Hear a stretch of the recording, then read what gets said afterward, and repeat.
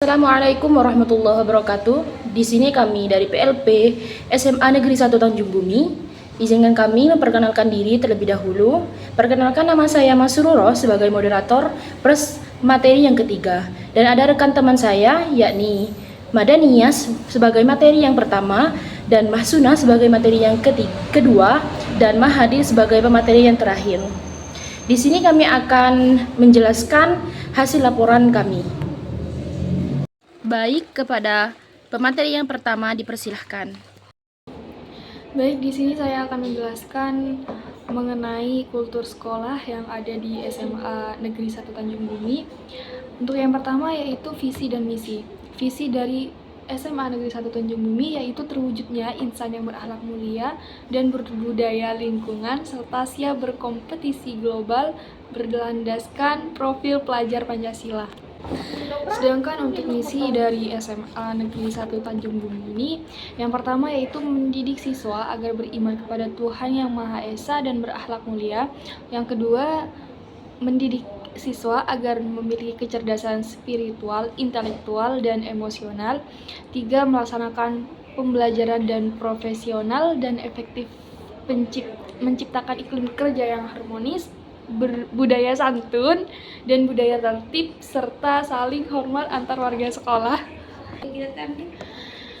Yang keempat, mengembangkan kemampuan siswa dalam gerakan literasi, ekstrakurikuler, pembiasaan perilaku baik di setiap kegiatan, dan yang terakhir, mengembangkan kemampuan siswa sebagai pelajar yang beriman kepada Tuhan Yang Maha Esa, berakhlak mulia, berbineka global, gotong royong, mandiri, bernalar kritis, serta kreatif. Selanjutnya yaitu tata tertib dan peraturan sekolah. Untuk yang pertama yaitu kewajiban siswa. Ada beberapa pasal. Untuk pasal pertama mengenai kehadiran siswa. Pasal pertama, kehadiran siswa, bel masuk jam 6.45 waktu Indonesia Barat. Jadi 10 menit sebelum jam pertama siswa harus berada di sekolah. Apabila terlambat, maka akan dikenakan hukuman. Baik, di sini saya akan melanjutkan penjelasan dari pemateri yang pertama. Di sini ada seragam yang digunakan oleh SMAN 1 Tanjung Bumi, yaitu hari Senin dan Selasa memakai seragam putih abu-abu, kemudian hari Rabu dan Kamis menggunakan seragam khas SMAN 1 Tanjung Bumi, kemudian di hari Jumat dan Sabtu menggunakan seragam pramuka.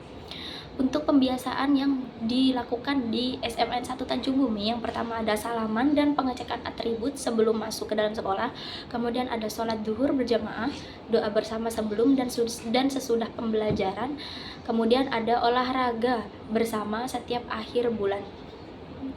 Untuk kerjasama yang dilakukan oleh SMAN 1 Tanjung Bumi ini juga ada kerjasama dengan Puskesmas, yaitu UKS yang tersedia di SMAN 1 Tanjung Bumi.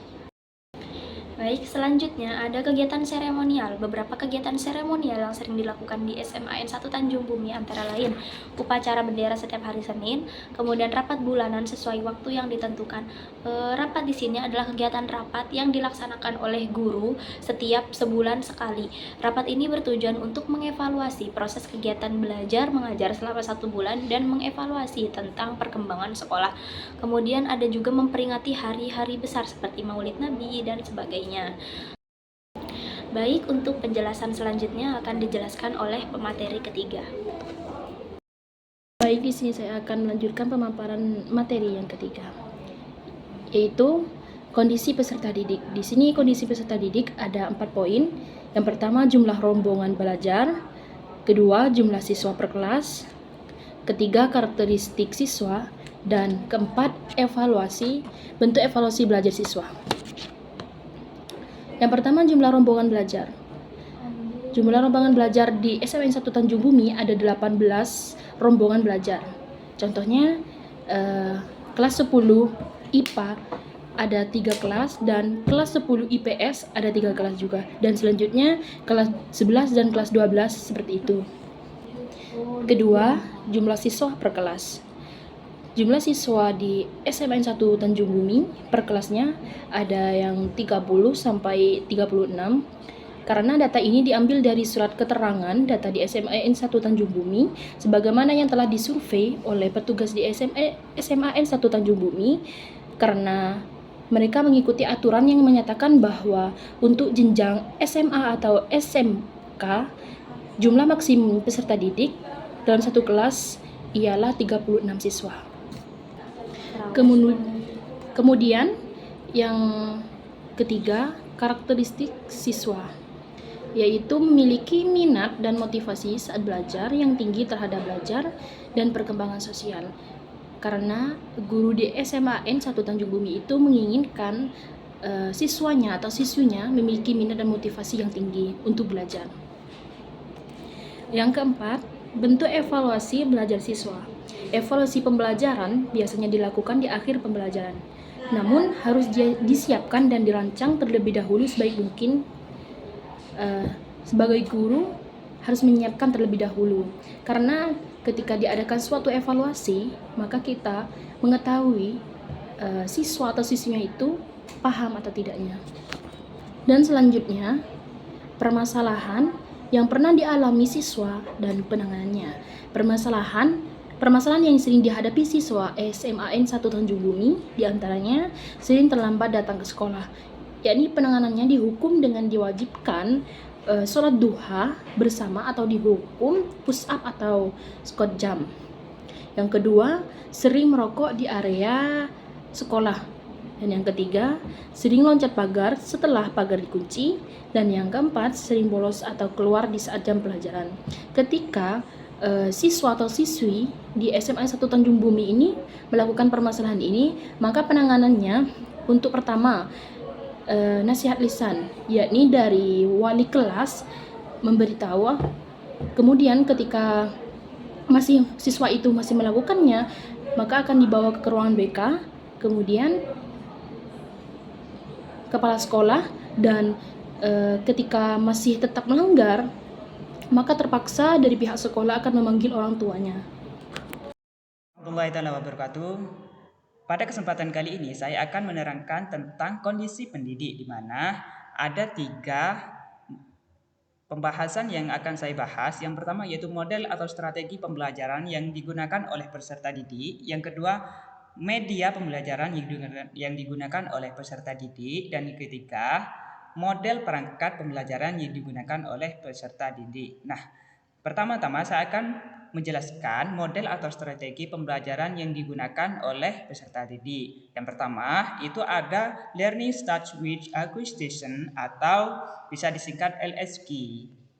LSQ ini yaitu strategi pembelajaran aktif dengan cara merangsang keinginan siswa untuk bertanya. Nah, kemudian guru menjelaskan apa yang ditanyakan oleh siswa. Metode Learning Starts with Acquisition ini berkaitan dengan kemampuan bertanya dan menjawab. Bertanya dapat dipandang sebagai refleksi dari keingintahuan siswa tersebut. Makanya, peserta didik itu akan memberikan materi kepada peserta didik untuk dibaca terlebih dahulu. Selanjutnya, siswa akan diperkenalkan untuk menanyakan isi dari materi yang sudah dibaca. Nah, peserta didik nantinya akan menjawab atau menjelaskan lebih detail tentang pertanyaan dari siswa tersebut. Nah, selanjutnya ada strategi pembelajaran TAI, di mana model pembelajaran ini yaitu berbasis individu yang dikombinasikan dengan kelompok atau bisa dikatakan penyelesaian individu berbasis kelompok seperti itu. Dan yang ketiga ada model ceramah. Nah, model ceramah ini sering kita temukan di kelas-kelas. Contohnya guru menerangkan dari awal sampai akhir dan siswa mendengarkan apa yang disampaikan oleh oleh pendidik atau guru tersebut. Selanjutnya media pembelajaran. Nah, media pembelajaran di sini ada yang namanya proyektor. Nah, proyektor ini digunakan untuk menampilkan PPT atau PowerPoint materi yang akan disampaikan oleh pendidik.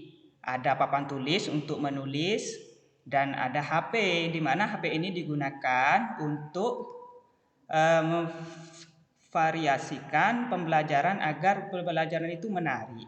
Contohnya searching, ayo anak-anak silakan searching, cari apa itu bank, apa itu pasar, dan semacamnya. Ada komputer, di mana komputer ini digunakan untuk media pembelajaran. Contohnya membuat kalimat di Microsoft Word, Excel, dan lainnya. Dan ada yang namanya LKS, di mana LKS ini diperuntukkan untuk peserta didik dalam mata pembelajaran. Dan yang ketiga, di sini ada model perangkat pembelajaran, di mana model perangkat pembelajaran yang pertama itu ada talking stick. Nah, talking stick ini yaitu guru akan menunjuk salah satu siswa untuk menjawab pertanyaan dari guru. Biasanya model talking stick ini berada di awal pembelajaran atau di akhir pembelajaran, di mana untuk mengulas atau merangsang kembali tingkat pemahaman dari siswa. Dan yang kedua itu ada menonton film. Nah, model perangkat pembelajaran menonton film ini biasanya itu digunakan oleh guru PPKN, di mana untuk merangsang siswa agar lebih tahu dalam sejarah, contohnya seperti G30 SPKI, di mana nantinya itu akan diperlihatkan suatu video tentang peperangan atau penyekapan. Nah, nanti itu oleh guru akan ditanyakan tanggal berapa tragedi tersebut terjadi. Nah, otomatis siswa akan terangsang dengan adanya nonton film tadi, dan tentunya akan bisa menjawab pertanyaan dari guru. Dan bersama diskusi. Nah, bersama diskusi ini biasanya akan dilakukan oleh pendidik di tengah-tengah KBM berlangsung. Nah, seperti itu. Dan kebetulan saya di SMA Tanjung Bumi pada saat pengamatan ada beberapa ciri khas atau keunikan yang terjadi di sana. Contohnya siswa di sana itu sangat ramah-ramah dan guru di sana juga intens dalam menangani siswanya, seperti itu. Terima kasih.